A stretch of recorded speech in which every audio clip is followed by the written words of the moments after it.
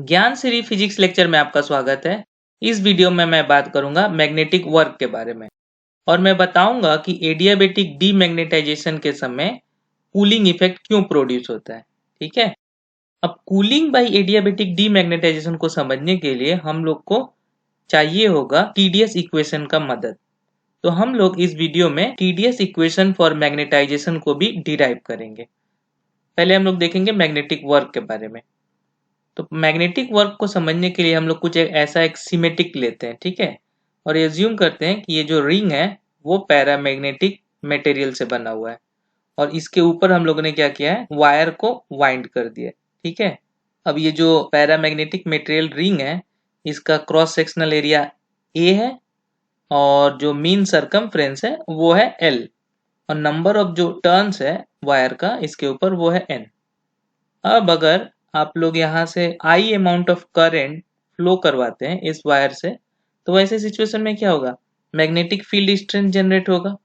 तो एज्यूम कर लीजिए कि जो मैग्नेटिक फील्ड स्ट्रेंथ जनरेट हुआ उसको हम लोग बी बोलेंगे। ठीक है, अब थोड़े टाइम dt के लिए अगर हम लोग इसमें से करंट को चेंज कर देते हैं तो उस सिचुएशन में क्या होगा, मैग्नेटिक फील्ड स्ट्रेंथ भी चेंज हो जाएगा।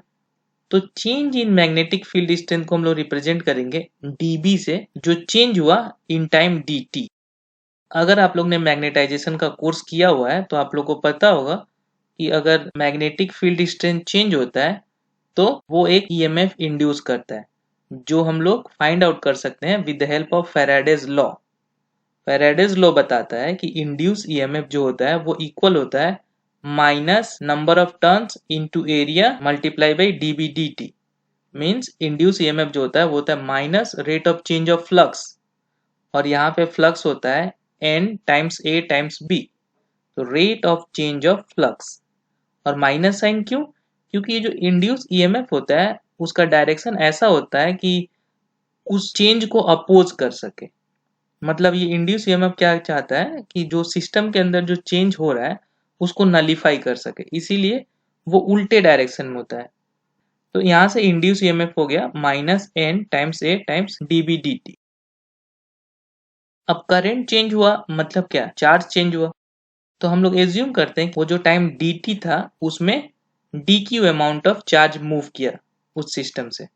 तो वर्क क्या होता है, वर्क होता है चार्ज इनटू पोटेंशियल। तो हम यहाँ से लिख सकते हैं work done dw equals to induce EMF, induce EMF क्या है, पोटेंशियल है, इनटू चार्ज।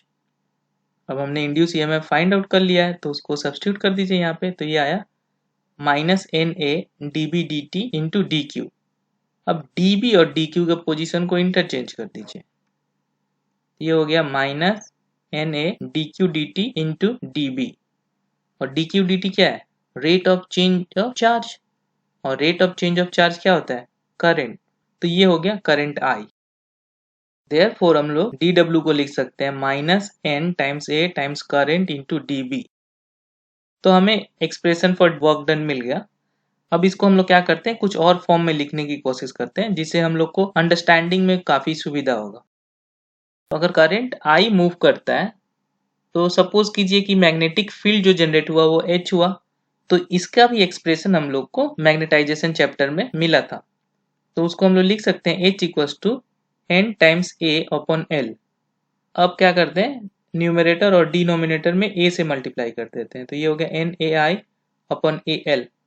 ए क्या है, area of cross section, L क्या है, मीन सरकमफ्रेंस लेंथ। तो ए इंटू एल क्या हो गया, total volume of that ring, right. तो इसको हम लोग वी से डिनोट कर देते हैं, तो ये हो गया N A I upon V. अब क्या करेंगे, इसको यहाँ पे यूज करेंगे, एन ए आई है, ठीक है, और यहाँ पे एन ए आई है, तो एन ए आई यहाँ से क्या आया, एच इंटू वी, तो यहाँ पे एच इंटू वी सब्स्टिट्यूट कर देंगे, तो डी डब्ल्यू हो गया minus V H D B. अब हम लोग किस चीज का वर्क डन निकालने की कोशिश करें, work done for the magnetization. तो हम लोग को मैग्नेटाइजेशन का टर्म भी तो इसमें लाना पड़ेगा, तो उसको हम लोग कैसे लाएंगे। अगर आप किसी भी पैरामैग्नेटिक मटेरियल को मैग्नेटिक फील्ड में रखते हैं तो उसकी मैग्नेटिक डायपोल अलाइन हो जाती है और वो मैग्नेटाइजेशन प्रोड्यूस करता है। तो सपोज कीजिए कि m जो है वो टोटल मैग्नेटाइजेशन प्रोड्यूस हुआ सिस्टम में, तो उसको हम लोग रिलेट कर सकते हैं b और h से, ये फॉर्मूला के जरिए। तो b इक्वल टू होता है mu zero h plus m upon v, m जो है वो है टोटल मैग्नेटाइजेशन। तो हम लोग को यहाँ dw का एक्सप्रेशन मिला हुआ है, m का एक्सप्रेशन हम लोग ने फॉर्मूला से फाइंड आउट कर लिया। तो अब यहाँ पे क्या करेंगे, b को रिप्लेस करेंगे। तो b को रिप्लेस कर दीजिए। तो b के जगह पर यहाँ से आएगा μ0h माइनस, अब इसका अगर db करेंगे तो क्या आएगा dm/v, तो v कैंसिल हो जाएगा, माइनस h dm। ठीक है, सिंपली db यहाँ से कैलकुलेट करके यहाँ सब्स्टिट्यूट कर दीजिए। तो यहाँ पे दो टर्म मिला है हम लोग को, मतलब जो टोटल वर्क डन है उसका दो कंट्रीब्यूशन है, एक तो पहला टर्म का और एक दूसरे टर्म का। हमारे लिए यही टर्म इंपॉर्टेंट है, देखते हैं क्यों। मान लीजिए कि आपने वहां पे पैरामैग्नेटिक मटेरियल रखा ही नहीं, उस केस में क्या होगा, मैग्नेटाइजेशन प्रोड्यूस ही नहीं होगा, m इक्वल्स टू 0 हो जाएगा। तो m इक्वल्स टू अगर 0 होता है तो ये फैक्टर चला गया। वैक्यूम के अगर केस में हम लोग dw निकालते हैं तो हमें सिर्फ ये टर्म मिलेगा। तो ये है work done only in vacuum, और ये टर्म दोनों में प्रेजेंट है। तो ये टर्म में मैग्नेटाइजेशन का कोई इफेक्ट ही नहीं है, मैग्नेटाइजेशन की वजह से सिर्फ ये एक्स्ट्रा टर्म आया, मतलब ये जो कंट्रीब्यूशन है ये आ रहा है मैग्नेटाइजेशन के वजह से। तो हम लोग क्या लिख सकते हैं, work done in increasing the magnetisation of material by dm is given by dw equals to minus H dm। तो ये हमारा रिलेशन है। अगर आप किसी भी पैरामैग्नेटिक मटेरियल को मैग्नेटिक फील्ड वाले प्लेस पे रखते हैं तो अगर उसके मैग्नेटाइजेशन में चेंज आता है dm और मैग्नेटिक फील्ड जो है वो h है, तो टोटल जो वर्क डन हुआ होगा वो होगा माइनस h इंटू dm। अब मैं डिराइव करूंगा TdS इक्वेशन फॉर मैग्नेटाइजेशन। तो इसको डिराइव करने के लिए आप लोग सपोज कीजिए कि जो एंट्रोपी ऑफ द सिस्टम है वो डिपेंड करेगा टेम्परेचर पे और मैग्नेटिक फील्ड स्ट्रेंथ पे, मतलब S डिपेंड करेगा T और B पे। तो ऐसे केस में हम लोग S को लिख सकते हैं as a function of temperature and magnetic field strength. अब हम लोग को क्या निकालना है, चेंज इन S। मान लीजिए अगर आपका टेम्परेचर dt अमाउंट से चेंज होता है और magnetic field strength dB amount से चेंज होता है तो S में कितना चेंज आएगा। ऐसे केस में क्या करेंगे, जो ds होगा वो हो जाएगा rate of change of entropy with respect to temperature multiply by temperature. अगर आपको इंट्रोपी का रेट ऑफ चेंज पता है विथ टेम्परेचर तो आप उसको सिंपली dt से मल्टीप्लाई कर दीजिए, जो आएगा वो होगा change in entropy due to change in temperature. Plus करना पड़ेगा क्योंकि हमारे पास कुछ और चेंजेस भी हैं जिसको इंक्लूड करना है। तो अगर आपको पता है rate of change of entropy with respect to magnetic field strength B, तो उसको हम लोग मल्टीप्लाई कर देंगे dB से। ये जो पार्ट है ये हमें देगा change in entropy due to change in magnetic field strength. So overall ds equals to del S del T into dt plus del S del B into dB। अब बोथ साइड t से multiply कर दीजिए, तो ये आएगा TdS equals to T del S del T V D T plus T del S del B into dB। अब ये पहला टर्म क्या है, T del S del T, ये है specific heat at constant magnetic field. Okay, इसको हम लोग CB से डिनोट करते हैं। तो TdS equal to CB dt plus T del S del B T dB। अब हम लोग को क्या करना है, इस टर्म को हम लोग को रिप्लेस करना है। क्यों, क्योंकि जो डेल एस डेल बी है ये डायरेक्टली मेजरेबल क्वांटिटी नहीं है, इंट्रोपी हम लोग डायरेक्टली नहीं मेजर कर सकते हैं। तो हम लोग को इसको हटाना है यहाँ से, और इसको कैसे कर सकते हैं, with the help of Maxwell's relation. Maxwell relation बताता है del S del B is equals to del M del T. मैंने मैक्सवेल्स रिलेशन वाले वीडियो में सारे मैक्सवेल्स रिलेशन को डिराइव किया था for the PVT system. Similarly हम लोग फॉर द टीबीएम सिस्टम के लिए भी फाइंड आउट कर सकते हैं मैक्सवेल्स रिलेशन, मतलब temperature, magnetic field strength and magnetisation type के सिस्टम के लिए हम लोग मैक्सवेल्स रिलेशन फाइंड आउट कर सकते हैं। तो वहां से del S del B is equal to del M del T आएगा।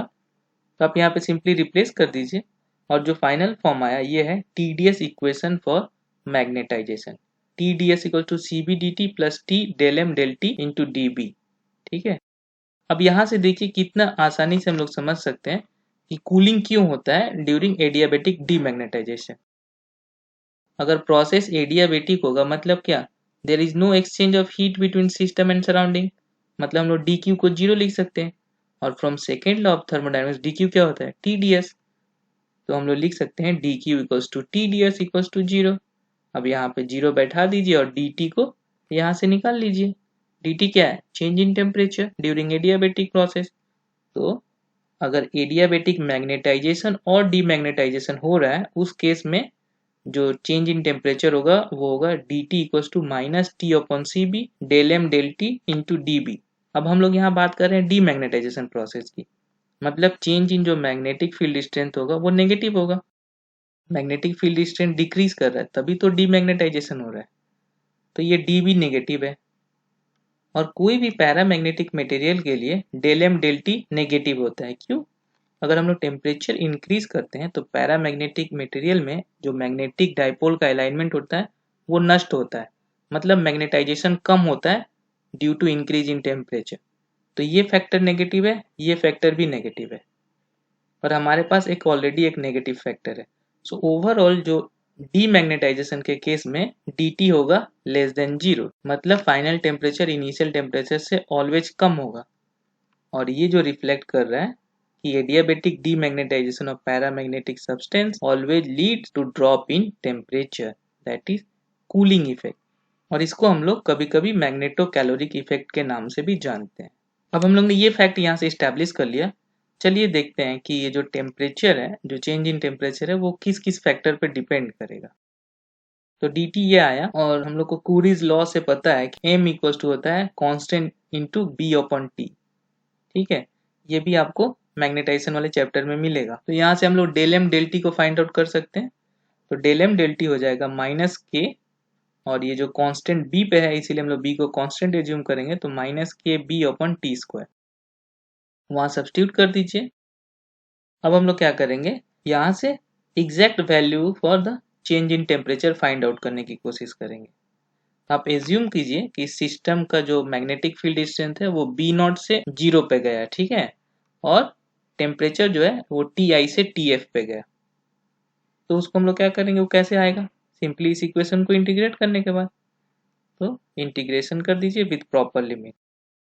तो अब इसको इंटीग्रेट करते हैं। अब इसका इंटीग्रेशन क्या आएगा, integration of T D T with this limit आएगा T F square minus T I square upon 2, और इसका इंटीग्रेशन आएगा minus B not square by 2, because एक लिमिट 0 है तो वहां से 2 कैंसिल हो जाएगा। सो ओवरऑल आएगा T F square minus T I square equal to minus K C B B not square. ठीक है, अब T F square minus T I square को क्या लिख सकते हैं, T F minus T I into T F plus T I. तो हम लोग वो रिलेशन को यूज करेंगे और T F plus T I को इधर के डिनोमिनेटर में ला देंगे। तो T F minus T I equal to हो जाएगा minus K upon 2 C B T average B not square. अब ये टी एवरेज क्यों आया, क्योंकि हम लोग ने तो डिनोमिनेटर में T F plus T I को भेजा था। तो हम लोग टी एवरेज एक डिफाइन करेंगे जो होगा half T I plus T F. Therefore T I plus T F क्या हो जाएगा, 2 टी एवरेज, तो यहाँ पे 2 टी एवरेज। अब ये देखिए, ये आ गया exact difference in temperature during adiabatic demagnetisation. और यहाँ से हम लोग को क्या मिल रहा है, जो ड्रॉप इन टेम्परेचर है वो प्रोपोर्शनल है बी नॉट स्क्वायर से। ठीक है, दूसरा क्या मिला, ड्रॉप इन टेम्परेचर जो है वो इन्वर्सनली प्रोपोर्शनल है सी बी से, यानी प्रोपोर्शनल है 1 अपॉन सी बी से। So specific heat at constant magnetic field strength जितना ज्यादा होगा ड्रॉप इन टेम्परेचर उतना कम होगा। ठीक है, तो हम लोग ने इस्टेब्लिश कर लिया कि एडियाबेटिक डीमैग्नेटाइजेशन में कूलिंग होता है, और हम लोग ने कुछ इंपॉर्टेंट रिजल्ट को भी मार्क आउट किया। तो मैं यहीं पे स्टॉप करता हूँ, मिलते हैं अगले वीडियो में।